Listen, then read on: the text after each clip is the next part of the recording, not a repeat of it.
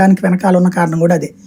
ఆ ఆఫీసర్ తను వెళ్లేలోపు స్వామి భక్తి నిరూపించుకోవడానికి లేదా రుణం తీర్చుకోవడానికి అతని జైల్లో వేసి వెళ్ళాలని ప్లాన్ చేశాడు.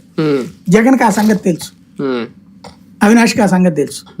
ఆ 3 రోజులు ఆపితే ఆ తర్వాత మళ్ళీ రెగ్యులర్ యాక్టివిటీ జరుగుతుంది.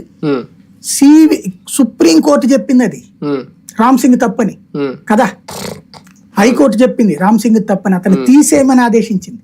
అంటే ఏం జరిగింది అక్కడ? కానీ వాళ్ళు మొహమాటానికి పోయి అతన్ని తీసేయమన్నారు, కానీ దీంట్లో ఇదేంటి అని చెప్పి నిలదీసి. కానీ ఒకటి, ఎంతవరకు ఇద్దరికి పొలిటికల్ గా గెయిన్ అవడానికి ఈ అంశం ఉపయోగపడుతుంది వాడుకుంటున్నారు? ఇప్పుడు బేసిక్ గా షర్మిలకి ఏంటి అంటే అవినాష్ నోడించి అక్కడ గెలవాలన్నది, తద్వారా వారసురాలు తను అవ్వాలన్నటువంటి, అన్నకి అసెంబ్లీ తను పార్లమెంట్ అన్నటువంటిది.